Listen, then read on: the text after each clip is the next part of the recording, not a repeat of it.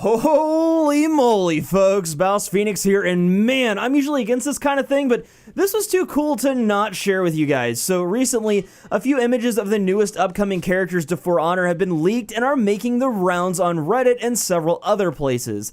We don't know much about them, and all we really have are two screenshots of the characters themselves, but just that has been enough to spark a ton of speculation and theory crafting. So let's go ahead and jump in and take a look at these guys.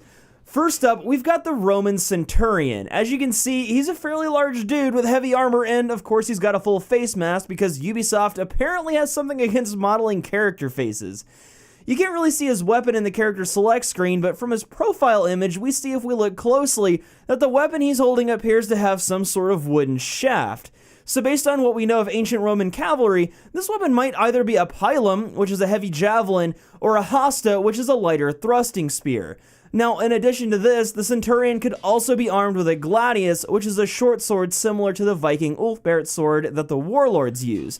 These little guys were extremely deadly and were stout enough to chop as well as thrust. Now, according to my very limited knowledge of Roman military history and what I read on Wikipedia, typically, Roman cavalry would carry both of these weapons into battle, and against shielded opponents, they'd thrust the pilum or hasta into the enemy shield, thus weighing it down and making it awkward to use.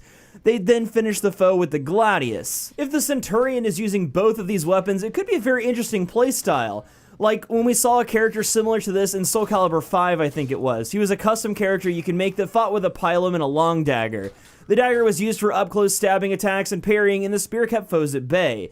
We'll have to see what they come up with, though, because we've already got 3 polearm-using fighters in the game. They'll have to find some way to make his playstyle very distinct. Moving on, though, let's take a look at the second upcoming character. This guy is the Ninja, and thank God they didn't go with something cliche for his weapon like a short wakizashi or ninjato. Instead, it looks like he'll be using a Kusarigama, which, if you played Ninja Gaiden or Nioh, you know this to be a weapon that's an extremely badass cross between a flail and a scythe, with both parts being connected by a long chain.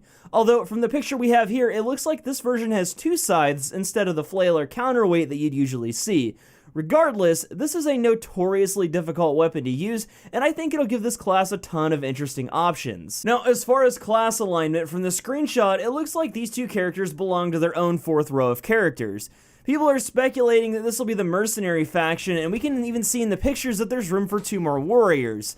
The other theory is that the Centurion will belong to the Knights faction, which actually makes sense because in the story, there are little blurbs here and there about a group of Centurions helping the Knights at certain points in time. Obviously, too, the Ninja class would belong to the Samurai faction. I mean, it's a natural fit. I kind of hope, though, that these guys get their own grouping. A mercenary faction opens the game devs up to 2 more characters that could literally be just about any warrior from history, and I think the potential of that is super exciting. Now, one last thing, even though these screenshots are super convincing, these characters still haven't been confirmed by Ubisoft, although it is highly likely that these will be the ones that we get. Time will tell, though, and of course, as they say, believe none of what you hear and only half of what you see. Regardless of that, though, I am super stoked to see how these characters play out. But that's it for today, though, guys. Leave your own speculations in the comments below if you have any, because I'm interested in hearing what you all think about these classes.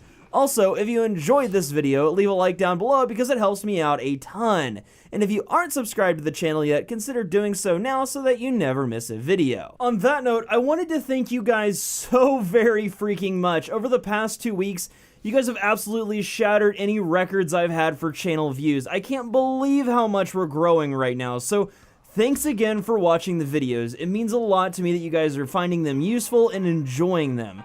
Until next time, though, I'm Baus Phoenix. I'll see you at the next video, and as always, thank you so much for watching.